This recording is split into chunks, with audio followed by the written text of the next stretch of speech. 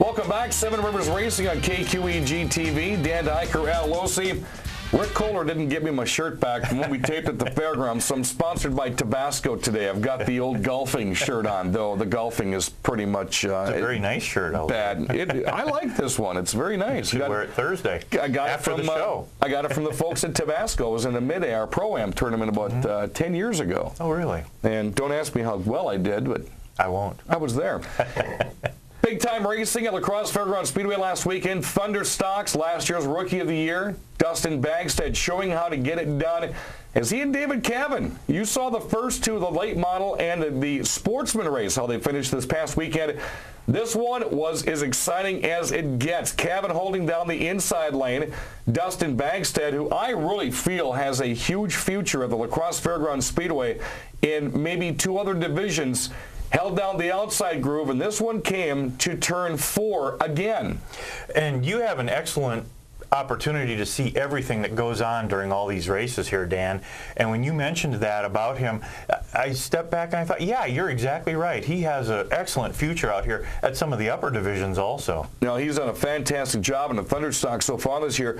Points race, Andy Moore still leads. He's got Bad Brad Worthman by 8:27 over Jason Bolster, 42 over Dustin Bankstead, and also rookie Jack Litchheim, 61 points back in the top 5. So a couple of rookies and youngsters are starting to move up the way.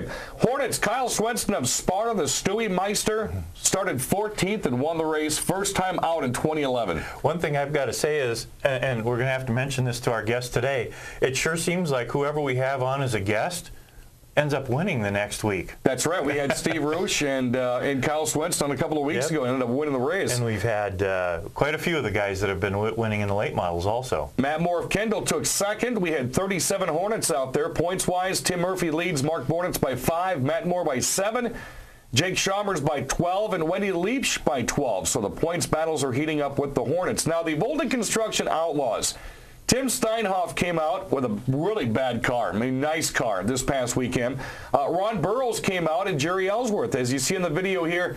This one starts to get nasty. Ellsworth into Olson in the wall. Now, this is crumpled car part 1. As Steinhoff for the 42 leads this one, Burrows is right behind. Then you've got Ellsworth, and you've got Johnny Olson of Sparta. Now, as you watch the next lap, Burrows, as he'll come out of turn 2, will... I'm not sure if something wasn't working correctly, whether he gets on the brake or what was going on. Olson crumpled, trying to go for the race win, and here's where it gets a little bit dicey. Burrows slows, Johnny O, bam, Burrows spins, smoke. Olson crumpled, still running with a lap to go as he tries to catch Jerry Ellsworth, and it's not going to happen. Tim Steinhoff holds on to that 42 car. And I'll tell you what, that was very interesting. It was. It was hard to tell if he overdrove the corner and was trying to collect it, or if he was just trying to sit in the track a little bit. Well, John Olson has a 9-point lead over Jerry Ellsworth in the Outlaws. Coming up next weekend, in a couple of days at the La Crosse Speedway, late model, Sportsman, Thunderstocks, pre-race kid rides, and the Thunderstock complete race in total darkness along with fireworks. Love the fireworks. When we're sitting in the pits, we love going down there and watching those races in the dark and also the fireworks. Well, one of the drivers that will be out there again this coming weekend, it drives the Caledonia Haulers, number 99. It's the Orange Crunch from Preston, Minnesota. Rob Mason. Rob, how are you, buddy? Hey, Rob. Good seeing you. Doing real good. A little under the weather this weekend, and the racing showed it, but glad to be here. We appreciate you having me on. Now, you've been at the Speedway as long as I've been out there, but you've been out there a little bit longer than me. 7 years. I was looking at my cards today. It was 1995 our first year, or sorry, 2005 our first year, and coming from dirt track, it's been a long road to hoe. Now, I've talked to a lot of drivers that go from the dirt to the asphalt. That's a huge adjustment right off the bat. Once you get that first year of dirt to asphalt under your belt. It may even take a little bit longer than that.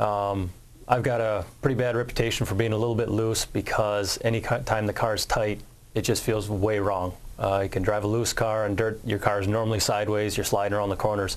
But yeah, once it gets tight, you work really hard to get it back to normal. Now, I know that that was last year, the year before, you were going to go and do some part-time driving in Iowa in a B mod. How did that go? Did you ever end up doing that? No, actually, for a while we had the Orange Crunch for sale, and my wife really, she was getting a little bit fed up with hour-and-a-half drive over to the Speedway. So we put the car up for sale. I had a B-Mod all lined up, ready to go. Our engine would have transferred right over, same rules, but the car wasn't fast enough for sale, I guess, so it was just they wanted me to stay in La Crosse. It's kind of odd you say that, because you're one of those that on any given race night at the Speedway will be running up front, or would be expected to be running up front. Yeah, we've gotten pretty close. We've had a lot of help from we pit down by the Gilsters and Brad Powell and Ryan and those guys, and Team Losi helps us out all the time. But we've never been able to get past that 5th to 10th place hurdle. We've always been pretty close. 2 years ago we had a string of top 5 qualifyings, but it's just we don't know if it's the car, if it's our setup, if we're just putting a little bit too much dirt track ideas into it. But we're still there. We're still there every week. If we get a lucky draw, we start up front. We can normally finish up front. We did that a couple weeks ago. Started I think 6th or 7th and ended up 3rd. Right. I hope that's not our good luck charm that you mentioned, because actually this weekend we're going to be up in Minneapolis. We're going up to a friend's lake house. So maybe your good luck will transfer to 2 weeks. Oh, it could happen. That'd be nice. You know, Seven Rivers Racing Show good luck charm. Huh? I like Rob that. is one of those drivers that is very passionate, as well as his father, when it comes to racing at La Crosse. But every now and then, I know a couple of weeks ago you took the time off and did some fishing. I think you do that 2 or 3 times every year, and you've still never taken me, by the way. Yeah, well, I said it's open. Next year, we're booking for next year. We go to South Dakota every year during our off week. It works out real well. We leave Father's Day Sunday. And if Chuck's watching this, I'd really appreciate if you'd have the same off week for next year. Because if you're racing Saturday, you're off all week fishing to get the car ready for the next Saturday. Doesn't work real well. No. But it's one of those occasions, though, where the drivers do get the weekend off for Smash or Ram 'Em.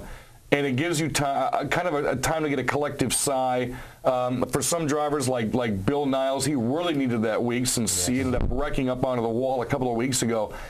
Is it a chance to step back, reevaluate your situation, because after that bye week, you've got a long season ahead of you still? The week off is nice, because the first couple months is a scramble. Everybody's trying to be good to their cars because we don't want them all torn up for the fan appreciation night. But yet, if you don't get a good start, you're not going to have a good year. That's all it is. And you already know the 3 guys who are in the contention for our championship this year. Everybody else is fighting for 5th, fighting for 4th, whatever.